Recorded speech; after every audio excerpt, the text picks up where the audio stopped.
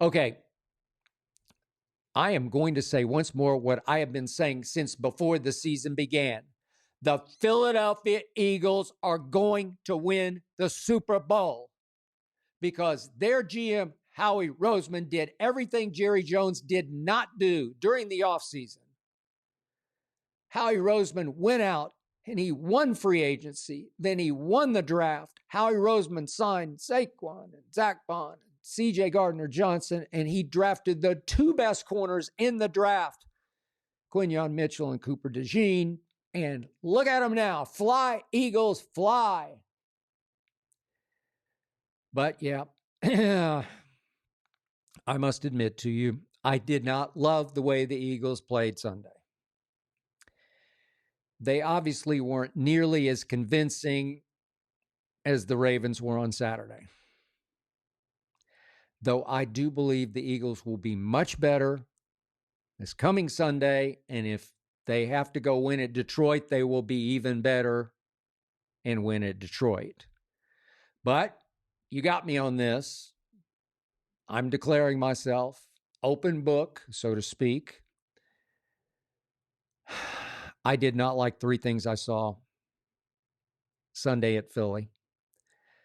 With 1 minute and 9 seconds left, Saquon Barkley suddenly was off to the races.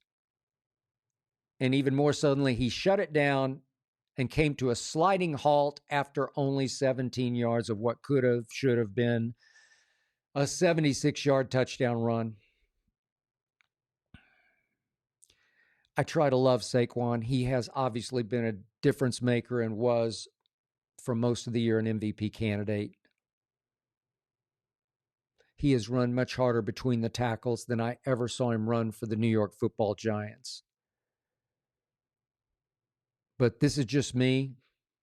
This is what I don't love about Saquon is I don't see enough of that football killer instinct, that football assassin. Saquon, you bust one, you take it to the house, you end the game from 76 yards away. The whole stadium erupts.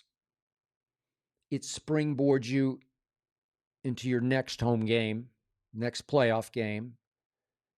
Your teammates go berserk. They're all running to the end zone to celebrate with you. It just creates momentum. It just creates feel good. It just creates rare, raw, detonated excitement in that stadium that catapults you deep into the playoffs. You just do it because that's what you do. My friend Eric Dickerson, whose record you had a chance to break, whose record I campaigned for you to have the ability, the opportunity to break. My friend Eric Dickerson, you give him that crack, you give him that crease, you give him that opportunity to end the game, flying all the way down the field home. Eric ain't going into no slide. Trust me. The great Jim Brown, give him that. He just says, I'm stepping on your throat. I'm going to run all the way down your throat into the end zone. The great ones have badass in them. Doesn't mean you have to be a bad guy off the field. Saquon's a great guy, but sometimes he's a little bit too much of a nice guy. I don't know. Sportsmanship has its place, but not there. You just run and run and run until you can't run anymore. You run and you jump in the stands. You ignite the city of Philadelphia. I was just dumbfounded, and I think you missed an amazing opportunity to lift your entire team and city. Maybe it won't matter, but it did to me as a guy who now has to root for the Eagles I hate. because I picked them to win the Super Bowl. The next thing I did not like was A.J. Brown making a scene on the bench of sarcastically reading this book. It looked to me, he was reading because he was bored, frustrated because he had been thrown only 3 passes, caught only 1 for a grand total of 10 yards. I've said it before, he can be a destructive diva, just as interested in personal stats as he is in team wins, even playoff wins. So the book is called Inner Excellence, and the subtitle is Train Your Mind for Extraordinary Performance in the Best Possible Life. So AJ in the locker room to the reporters, and then later on X, on social media, he said, he takes that book to every game, that he often reads that book on the sideline. Several of his teammates backed him up, except for one teammate that he's been at odds with since last year. That teammate passes him the sugar. That teammate is Jalen Hurts, who did not play very well, got off to a hot start, 6 of his first 6, then he missed 7 straight. And he pulled it back together down the stretch and went 3 for his last 3, including what was a poor throw that Dallas Goedert snatched, made a great catch on it, and then blew through a defender all the way home for what became the clinching touchdown. But Jalen was only 13 or 21 for 131 yards. But he and AJ, as I reported a year ago, had a deep, dark personal issue a year ago. It was bad. I was told during the offseason that they didn't forget, but they forgave. They worked through it.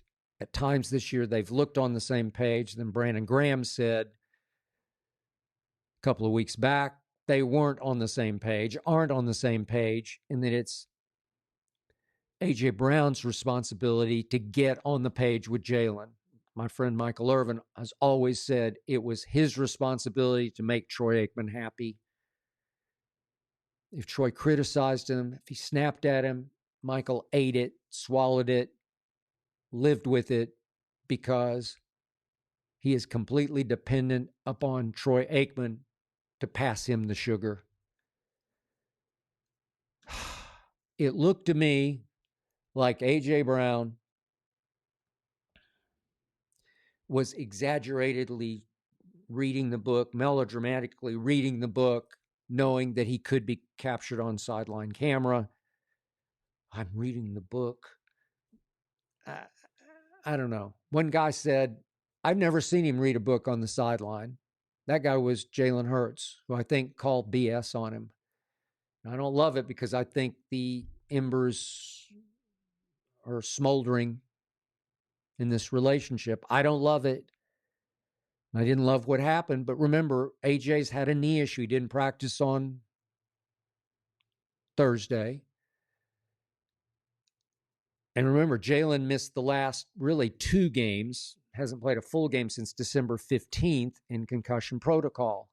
Had to be a little rusty, and AJ might have been a little tentative on that knee.